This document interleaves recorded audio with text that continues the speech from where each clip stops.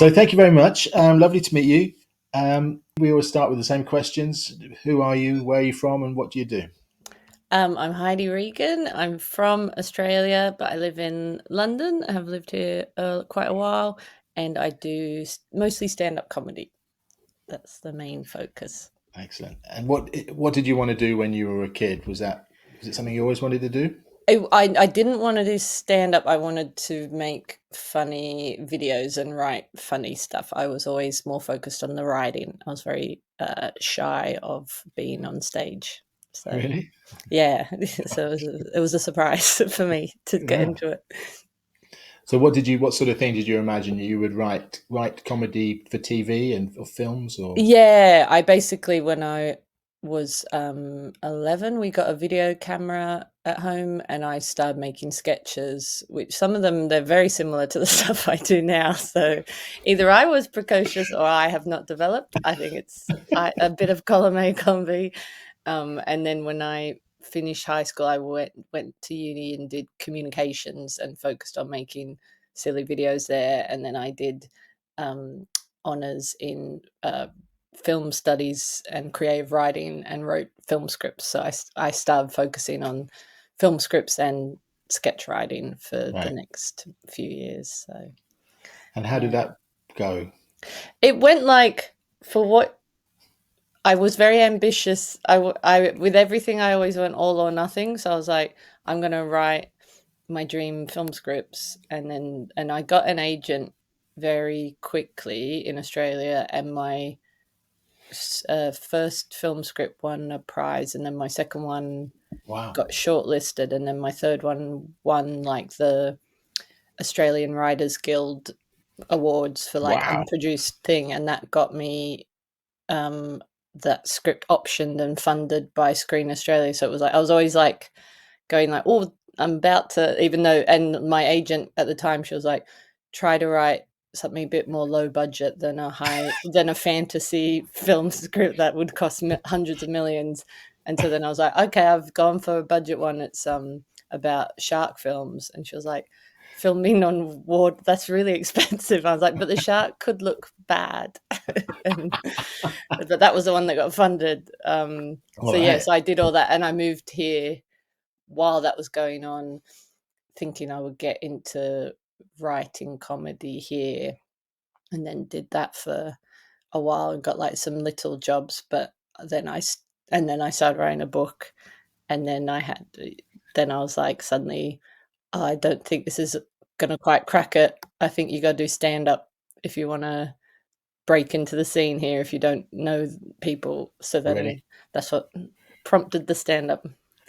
So you were thinking you wanted to do comedy writing or Mhm. write a novel or Well, why? at that point, I had just spent 2.5 years writing a fantasy comedy novel, but before that, it was all film scripts and sketch and stuff. But you felt that you wouldn't get anywhere unless like it's easy for famous comedians to then just publish a book, but it's more difficult if you're not a name already. Is that what you mean?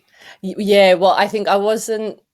I went to um I've told this story Oh, before, I'm sorry. so no, I do. I mean, as in, I feel that doesn't no one's going to go. I heard her say that 10 years ago on a, on a now defunct podcast.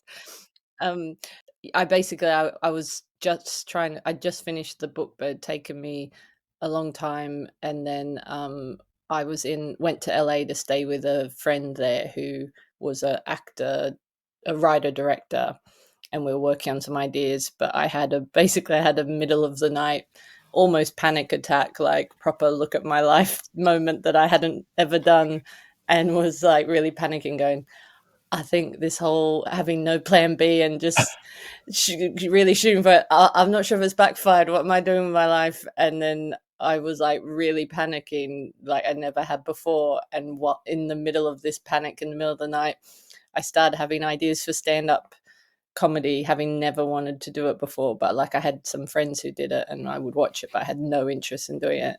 And I was having such trouble sleep. This all sounds very weird and dramatic, but I started writing down the ideas just to try and get to sleep because I was like, if maybe if I write them down, then I'll get them out of my head and get to sleep. And then I woke up in the morning and I looked at what I'd written and I went, oh, I like some of these are funny to me with sleep now. And then I thought, you know what, I'm very desperate. I'm going to see if I can do some stand up just to. It was just basically like, I've tried everything. This is the last thing. Maybe I try that. And then that took me like 2 months to get the courage to actually, Right. go on stage. And then, yeah. And where was that, in LA or back So, in? so that was the epiphany was in LA, but then I flew back to London, back to my day job here, and then went and did open mic night in Stockwell, Okay. which a friend, Harriet Kemsley, she was an MC at it, and I knew her through my day job. And I used to go watch her do stand up just to be supportive and had no interest in going on stage. But then I was like, Harriet, I'm going to try stand up. And she was like, oh my God, come do it here. And how did it go? It went well. Otherwise, I would have never done it again. I did do the cheat of saying I was so terrified. Like when people say, oh, you're brave to do stand up, Yeah. I was not brave in any way for the first 2 years. And my friend who came to support me, because you had to have a bringer, she works with in schools with children with like quite intense needs and like children with autism, but like to like very high degree of needing care and stuff. And she said to me, I work with people with extreme anxiety and all these things. And she said, and I've never seen anyone as petrified or anxious as you were tonight before you went on stage. So yeah, I was like, I just remember just sitting there rocking like back and forth before going on. And there was someone like was talking about going to the markets on the weekend. And I just remember thinking, they're so lucky they can think about things like markets right now or something. I was like filled with envy when I'd put myself in this position. So then I went on stage, and it's a very lovely night called Comedy Virgins. That's where I spent the first couple of years going a lot, and they're very supportive. So I basically was like, got on stage ready to pass out from fear, and then I said, oh, this is my first ever stand up, and they were all like, woo, and then like the adrenaline just like kicked in as soon as I was on stage, and like all the physical like shaking, all that just goes for the first while you're on there. And then and then it went well, and they, it's a little competition but audience competition, which I like won mostly through pity and having a joke. They're very sweet, and so then I came off going, wow, I guess I'm pretty good at stand-up, guys. As long as I always announce it's my first time. And then had 3 lovely gigs, and then obviously bombed on my 4th one. But by then I was like, oh, I'm hooked. I want to figure this out. Fantastic. So had you had previous experience of getting up on stage in other content? Did you like done acting at school or No, like the extreme opposite. In years when I was like 11, I was like a class clown for like 1 year, and I made a joke, wrote these jokes that my teacher was like, you get up and play this character on stage in the play. And I had such a freak out when I walked on stage that I like kind of just muttered my line, walked off stage, and my teacher was like, Heidi, what's wrong? And that was the last time I went on stage voluntarily until stand up. So. I used to go to quite a few open mics in London, and I was just always amazed the percentage of people, like often nearly all of them, if not all of them, just had nothing. And it's like, it was excruciating because you're just sort of saying your act was just, so where are you from? To the front row. Oh, yeah. All you had to do was stand up and say a joke or have something that you prepared, and you would have wiped the floor with you'd have taken the roof off. Yeah, I think there's at the early stage, there's like, there's people who might be delusional and think I'm just funny, I don't need to write anything. And then and then there's people who, I was so scared, I was like known for writing like word for word, like I would memorize it word for word. And then, unless those people are the MC, that's a weird way for them to get on stage and do that. But have you not come across that? People getting up with nothing? Oh yeah, definitely. In And the open especially mic stuff. in the open mic times, like it wasn't hugely common. Oh, I don't remember it hugely common, just because that's such a ballsy thing to It do just when you're seemed new. insane. And then they would Yeah. die, and it would be awful. And I just thought, how can you put yourself through that? What would be the Yeah. thinking behind it? I mean, there's so many different types of motivation and personality issues going on with all of Yeah, us that at the start, like to do something so weird as to get on stage and face humiliation, you have to be all different types of deluded. So they're that one specific type of deluded. the only person I saw once, I saw one in somewhere in Camden, I think. I saw a whole heap, like 4 or 5 people with nothing really, and then Tony Law came on, and Uh, it's like I was about to like, this is I'm never coming again. yeah. And then he came on. I'd never seen him before. I was like, it was the funniest thing I'd ever seen, I think. Well, some of those people before him probably would have seen someone like Tony and gone, "Wow, he just riffs it all. I'll do that," and not be aware how Yeah, much work and preparation he has put in over the years to be like that. yeah. Have you met him? Do you know him? Yeah, yeah. Like I met him early on, and then we haven't crossed paths since the pandemic, I don't think. But I love him. He's so Oh, funny. I used to go and see him like consecutive nights because it was so. I once saw him pick up someone else's set list. Like someone had left like a post-it with just the sort of keywords, Yeah. and he just did that. He's so good. It was pretty funny. Yeah, that's that type of comic who is just like you feel like they're destined to be on stage, like they're made for it. If that's they get that joy out of that. Tell me about the work you've done. Have you had lots of fun cleaning toilets in Uruguay? Tell us about the jobs you've had. Were they good or were they bad? It's all a waste of time. I'm gonna cry.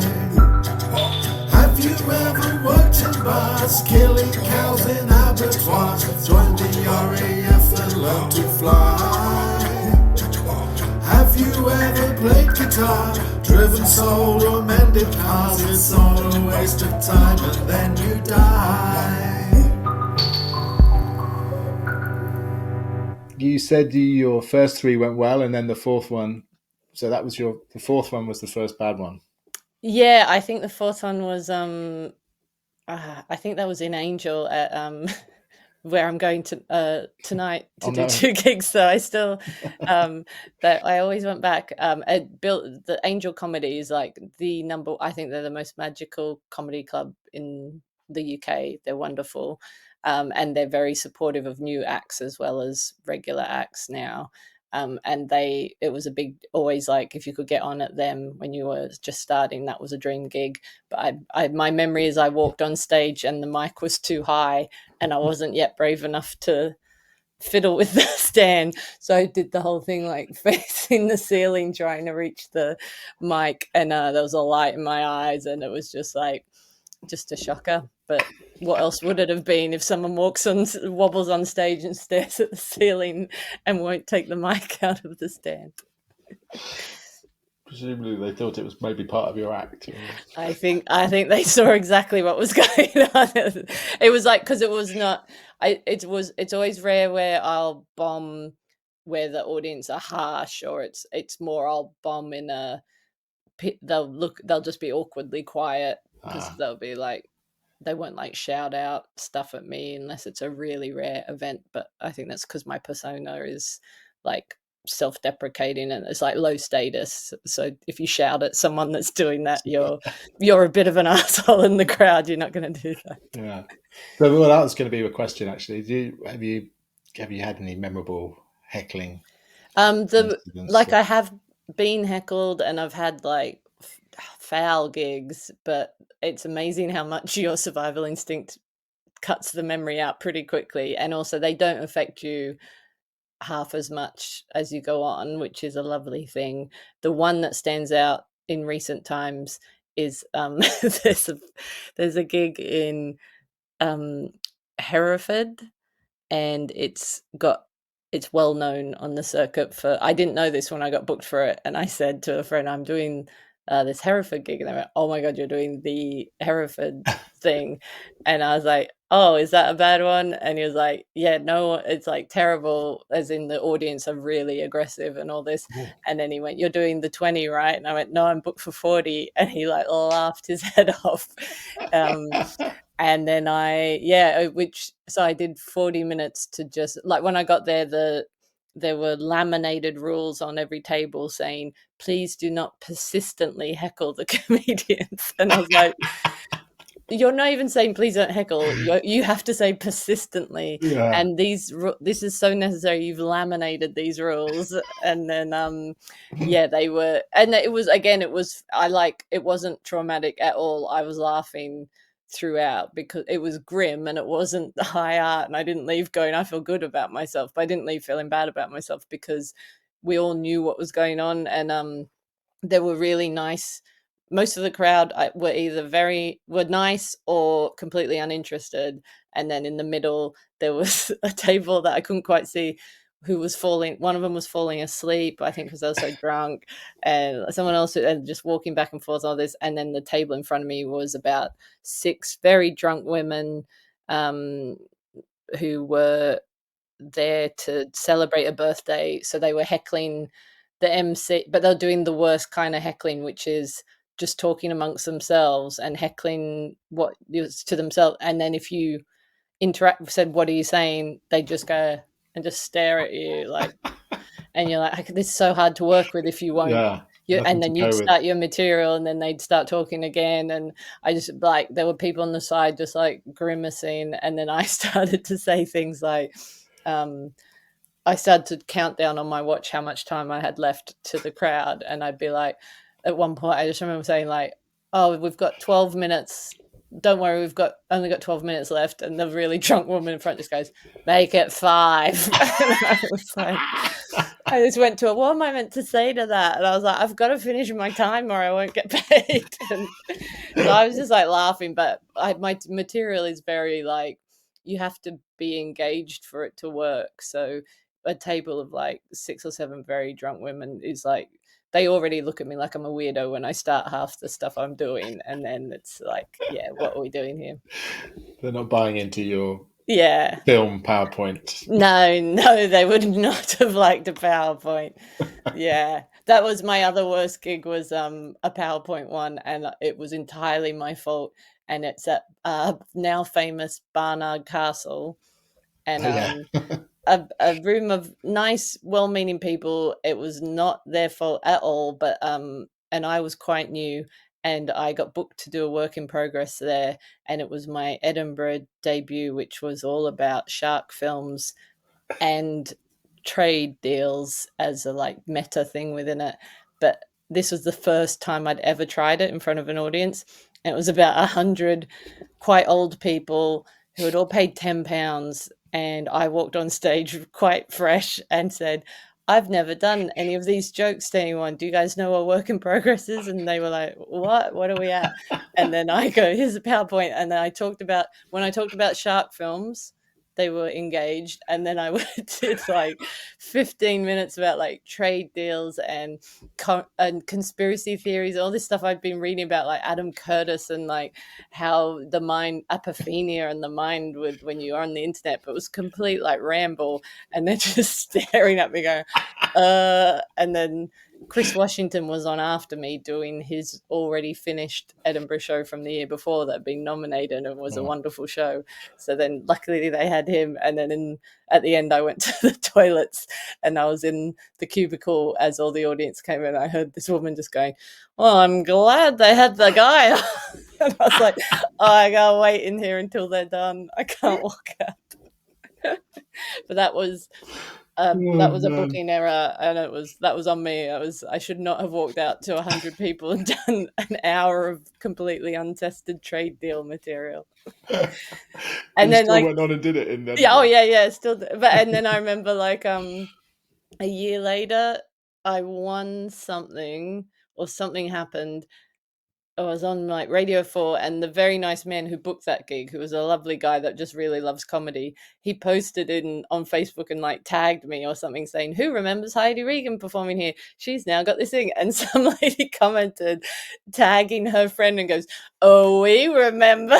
And I was like, I know what tone that is, and it's not positive. Why are you anyone tagging me in memory of this gig? Oh dear. Oh dear. So what do you think I'm intrigued. What do you think it was about Hereford? What is it? Something in the water, or is an army base there? There is an army base. I don't think because someone there said to me like, "Oh, you're lucky we haven't got army something this weekend," or something. I don't know. I think that maybe just a tone has been set there for this gig, and they all do that at every gig. I had very lovely people come and apologize to me in the car park afterwards and say, "Please don't judge Hereford on this." So what kind of year was this when you said you did your first Edinburgh thing with Sharks and Deals? Yep. What year was that then? That was 2018. Okay. Yeah, so I think the trade deal stuff was because I was angry at the Tories.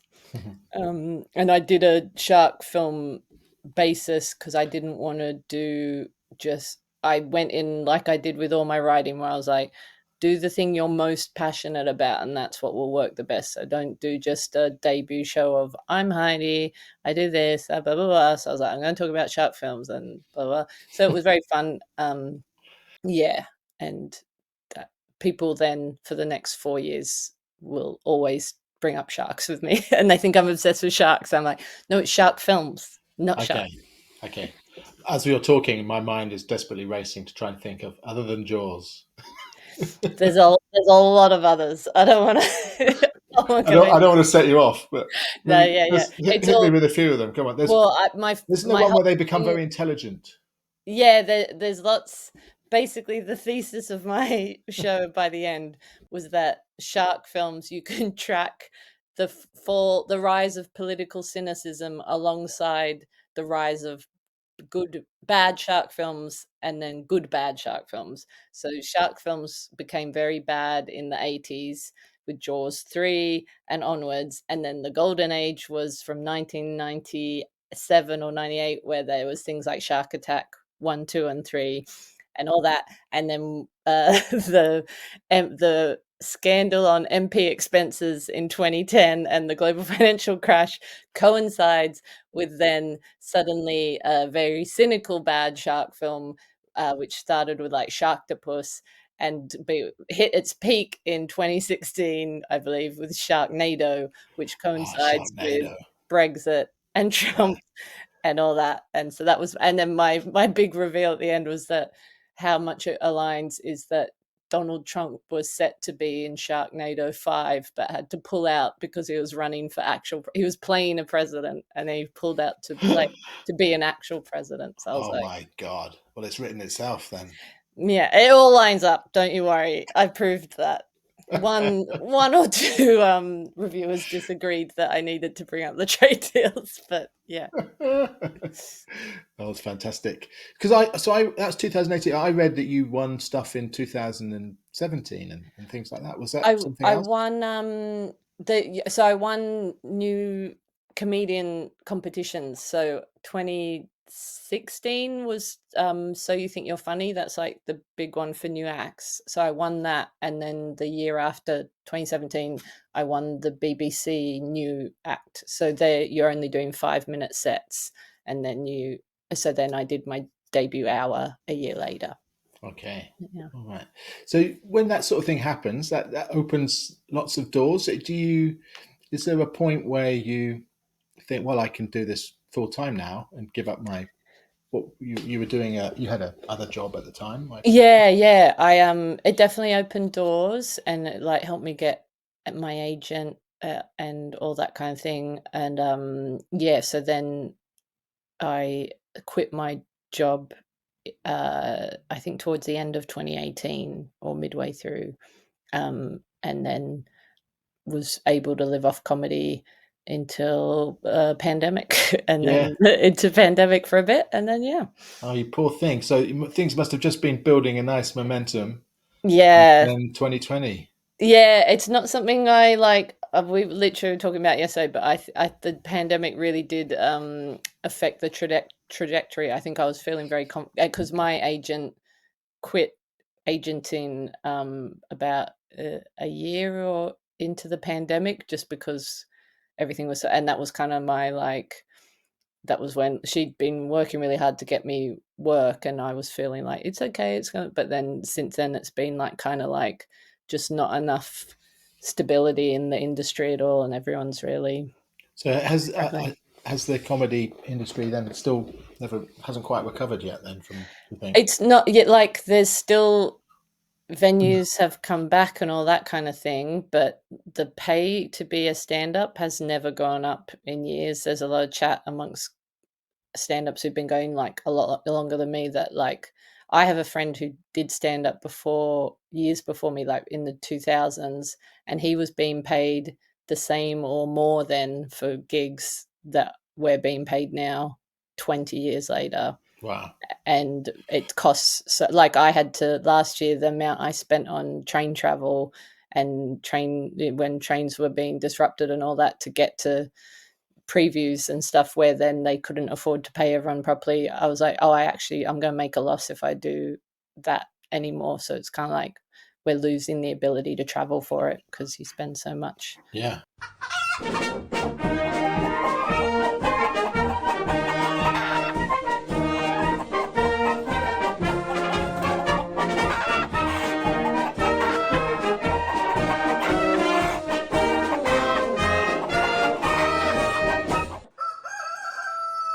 Can you tell us about some of the tours you've done?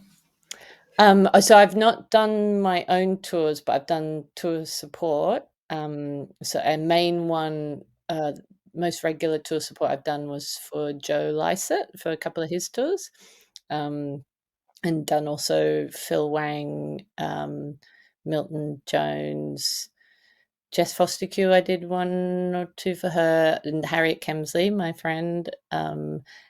Just did one for Janine Haroni, another friend, the other day, and Tom Horton. They're the main ones. But yeah, I really like tour support. It's lovely, especially like with Joe Lycett. It's just a dream. Like you would do it for free because he's just the most wonderful man on earth, and you're Right. gigging to like 2,000 people. I think is the biggest one I've done, and it just got me used to doing that level of audience and not being fussed by it and having a Yeah. nice time. Do So you that's do you find yourself particularly in sort of in tune with his audience too? Can you notice a difference between different, when you're supporting different people and how they have different types of audience? definitely there's different types. I think everyone I've gigged for has like nice audiences, but some are nice. Not all audiences are equal. So I forget the Animal Farm quote. But yeah, but I think they pick you because they like your style, so then their audience are going to be nice. But Joe has a very lovely audience, and I never have any worry going out. I think the worst that will ever happen is they'll just be a bit like not as excited as the audience the night before were and that kind of thing, but they're always lovely. And he's a very sweet. Some acts will just like announce their support on from off stage. He'll go out and warm the crowd up for his Okay. warm up act because he's that nice a man. And Yeah. yeah, so Well, I've only seen little bits of his stuff on TV, but it seemed to be sort of roughly the same area as some of the stuff you do. And like he'll have a big theme and it's sort of a long story, and yeah, not just like very different to Milton Jones, for example. yeah, I think Joe's audience liked me a lot more than Milton's audience did. I think Milton's audience, again, I was a bit newer, but also they were there for the Milton off the TV doing one-liners, and mine is kind of the opposite of one-liners. Yeah. So yeah, but yeah, Joe's audience,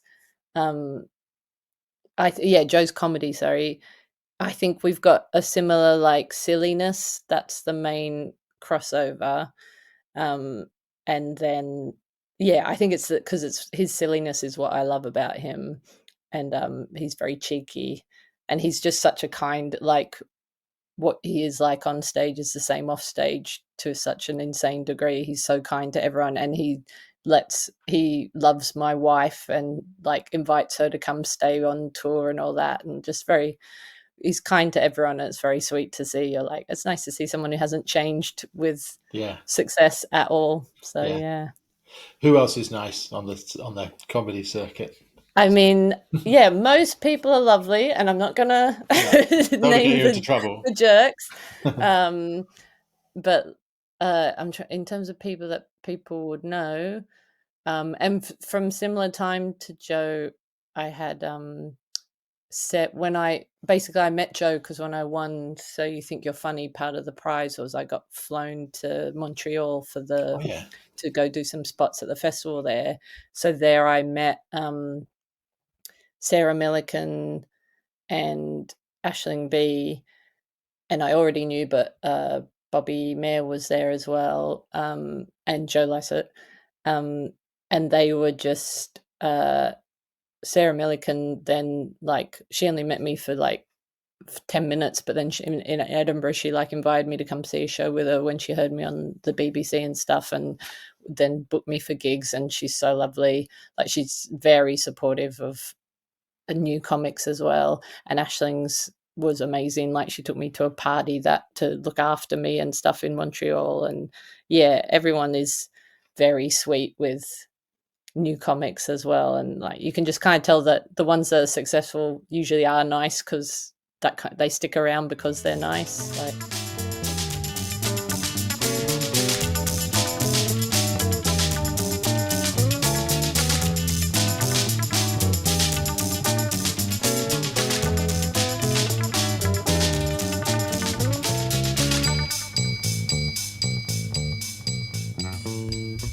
I just wanted to ask about Edinburgh again. Sorry, just to. No, yeah. You've done it how many times? I've done 4-hour shows there, and one split. One was about sharks and eels. One was about time travel. Yeah. What? Tell me what the other ones were. So the second one was time travel, but also climate change. Ponder it to discuss. Not many people would have noticed that, but it was. And then the third one was about us doing IVF. That was I Have a Baby on stage every night. Heidi Regan gives birth live on stage every night, or your money back. And that was like the running. It was about us having IVF, and then the like running, like metaphor throughout it was that the thing I was giving birth to was my jokes were my babies, and it was about like me finding ways to be silly and supportive while we do IVF and all that. But also it was an attack on the government and what they're doing to the NHS. The man. I got pretty political. And then the last one was the most obtuse. It was technically it was basically I was like, I'm not sure I'll be able to do Edinburgh next year. So I want to do the most I want to do the show that I would do if this was my last, if I was going to die next year, like what I would want to tell my grandkids. You wouldn't believe what I did on stage. So I love film theories and like overdoing film theories and obsessing over them. So I was like, if I can, and I would go into like detail with them on my podcast and have people be like, this is so stupid. So I thought if I can get one of those and get a whole room agreeing that it's like really funny and actually the coincidences are crazy, even though everyone tells me I'm an idiot, then that will be amazing and I'll feel really connected to all these strangers. So I spent the final 20 minutes of the show with my theory that the Matrix, that the Friends pilot episode predicted The Matrix, which it didn't, but I found enough coincidences that it's mind-blowing. So, and then I framed it all. The actual theme underneath it was which Steve Bennett did not spot, even though I had someone announce it at the end of the show, was that he's a reviewer, was that it was about the fact that we had still not been successful with the IVF, and that I was like, the brain looks for meaning in the world and meaning in things, and it looks for coincidences, and I love film theory and I love coincidences, and it's because that's what, and religion, it's all like your brain trying to put meaning on random events. I thought it was a very beautiful metaphor at the end that I then had someone say direct to camera, and then still my review said the show is about how happy her and her wife are, and I was like, nope, I made it pretty clear. Oh dear. That's why you can't be subtle with your metaphors in stand-up comedy. You really gotta hammer. Oh yeah, no, I saw some of that. If anybody listening hasn't heard, you definitely got to find that. That was I've clipped it up online, and there's some really angry people commenting, going, really? "Oh, this is a bit of a reach." I'm like, yeah, that's the point, but I can understand that I have not. There's not enough context for you to understand. Yeah. What, the door number of the flat in Friends isn't really not meant to be a reference to the Matrix? What? Another one I really loved was your Baby Hitler. That was quite an early one, right? Yeah, that's the one I did for the BBC competition. So yeah, people always said to me, like, either you're the Hitler girl or you're the shark girl. Okay. Very two-dimensional. Sorry. No. I would say I really make a name for myself. I've watched it a few times, and your line about something like women and babies of a certain age and the Third Reich. Yeah. Sorry, it's probably really shit when someone just says your own lines back to you. I thought that was one of the funniest things I've ever. Well, it was a very at the time, in terms of comedy discussion, I was quite nervous about that routine when I started doing it, because I was like, I don't know if people are gonna say, like, it still could get brought up one day, unearthed as like, look at her laughing at Hitler, and I would like run it by people going, it's clear what my point is here, right? Like, this can't be misinterpreted. But yeah, it was always can. Oh yeah. But now I've had the BBC seal of approval. I'm like, well, if I get misunderstood, they have to get taken down with me.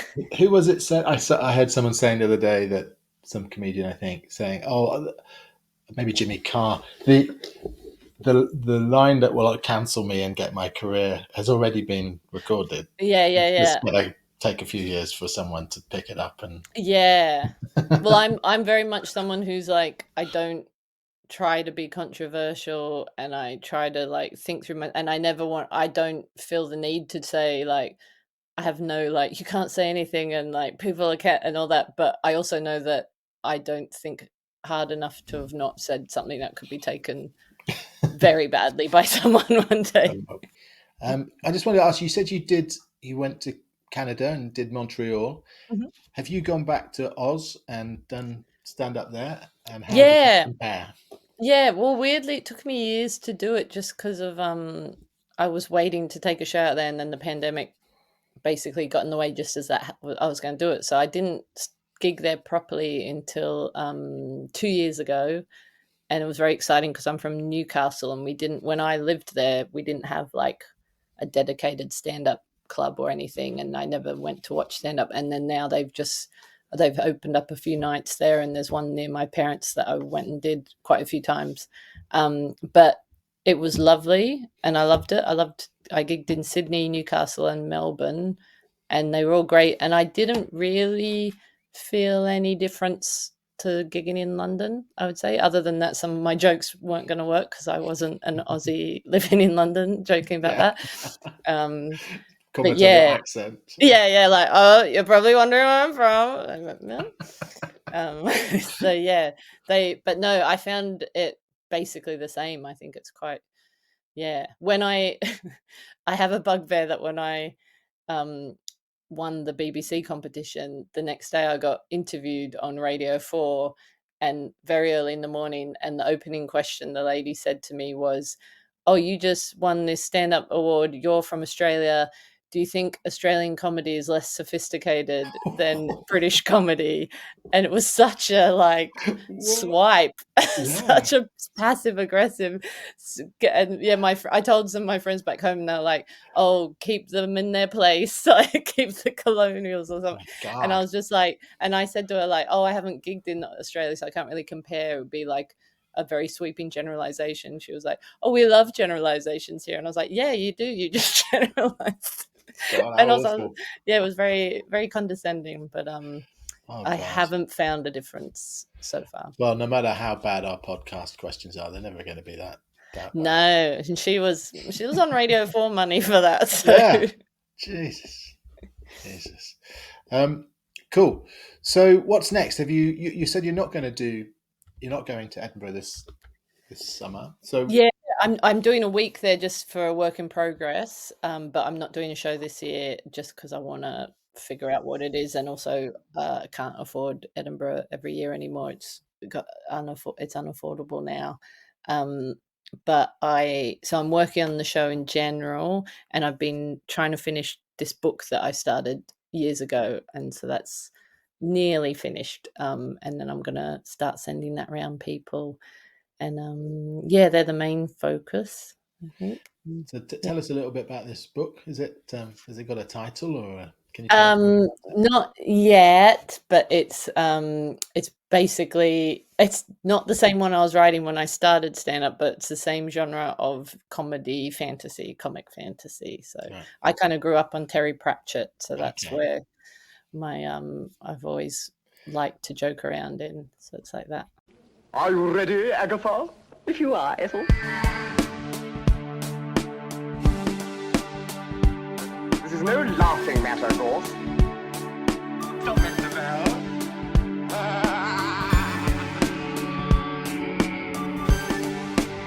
We're all mature adults.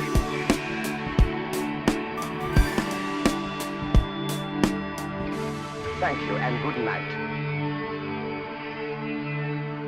Well, speaking of Terry influences, is it a really crap question to ask you, like, who are your influences in comedy, or who do you like? Who did you like when you were a kid, and who do you like now? Yeah, when I was a kid, I loved Billy Connolly and Robin Williams, and me and my brother used to watch a VHS of Robin Williams over and over. Yeah, me too. Yeah, well, I think it was in San Francisco or something. And now I love Maria Bamford would be one of my top 5. She's amazing. Also, I love Nate Bargatze now. And yeah, they'd be the 2 main ones. Oh, and Rory Scovel is very fun and silly. I'm Googling these people as you speak. These are all Americans. Yeah, my favorite 2 acts.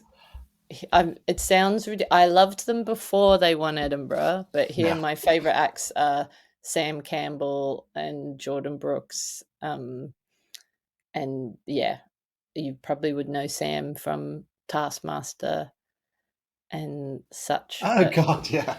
Yeah. And Jordan directed my IVF show, but he won Edinburgh the year before Sam. But they're both just so goofy that I love it. Sam is someone that whenever we all talk about different rules for stand-up comedy, he's the one we go, oh, but the exception to that rule is Sam Campbell. He's just like in another planet. Yeah. So going back to what we were talking about before, what's he like? He's so lovely. Is that all an act? No, and it's not all an act. But he's a very quirky guy off stage, but he's also like so nice and just very unassuming and yeah. Do you like Taskmaster? I actually hadn't watched much of it, and then when Sam got on it, I was like, oh, I want to watch Sam on it. So I've just started watching it, but I think I would get too distracted watching, or I need more of a narrative or something. I don't watch many panel shows, but the stuff I've seen is very funny. I didn't like it for about 8 years. I had to catch up. When I got into it, I was like, I've got 8 series to catch up on now. Yeah, yeah, And then you get into it and you're like, okay, yeah. There's still bits I can skip through. But yeah, yeah, they're just mostly the interaction on the stage between the people in the studio is the bit I watch it for. yeah, Okay, about the games and stuff. It's just an excuse, isn't it, to watch funny people together. yeah, I quite like Alan Davis's thing where they just sit around a table and it's just funny people talking. yeah, That's always usually more funny than a lot of yeah, yeah, scripted stuff. yeah. But no, in the middle of some task in the studio, they've been given instructions, and Sam Campbell says to Greg, "Can I ask a question?" Have you seen that?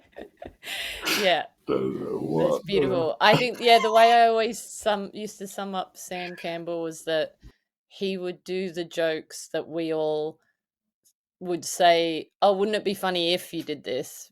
But then we would not do it because that would be like Too weird. ridiculous. And then he does them. And the best example of that is the reviewer I mentioned, Steve Bennett, who's like, he's got a comedy website, Chortle, and Yeah. everyone like gets really upset if they get a bad chortle, and like there's all this angst around it and all this stuff, and people will be like, I don't care what chortle say, but then if you get a good chortle you feel pretty good, and if you get a bad one you feel awful and all that. And he Sam Campbell's poster in Edinburgh in, I think, probably not last year but the year before, like you pay £400 for a poster on the street, and then for the big ones it would be like £900 to have one of them. So it's a huge thing, and you like put all this effort into making a good poster that will get people's attention, and then Sam just got one of the huge ones, like, so I don't know if it would have cost like £1,000 something, and he just had a photo that someone taken on their iPhone of him and Steve Bennett talking awkwardly at some like industry party, and there's no signage on it, there's no notes, no one walking past if they didn't, and he hadn't won or anything yet, so no one would have known who he was, definitely not who Steve Bennett was. And it was the most insight, and that's the kind of thing that you would say, wouldn't it be funny if I put a poster of that, and we'd all go ha ha ha, but anyway, I'm spending hundreds of pounds, I'm not going to do that. But he did that, and it meant that all the industry were just like cracking up. But I guess that's the ultimate example of just doing what you find funny and don't try and he's the perfect example of that. I think that's why he's my favorite. He's just like pure goof. Brilliant stuff. So you're off tonight? Yes. To Angel. Yep. My gigs. You've been incredibly generous with your time. Thank you ever so much. No worries. I live in St Albans. They have a comedy festival here every summer. Yeah. They have like 5 nights for about 3 or 4 people on each night. Oh, so okay. Please come. Yeah. I haven't done St Albans since pandemic, I reckon. So yeah, I should go back. Lovely to chat. And thank you ever so much. Lovely talking to you, Heidi. No and worries. good luck with it all. Thank you. See you later. See you later. Cheers. Thanks a lot.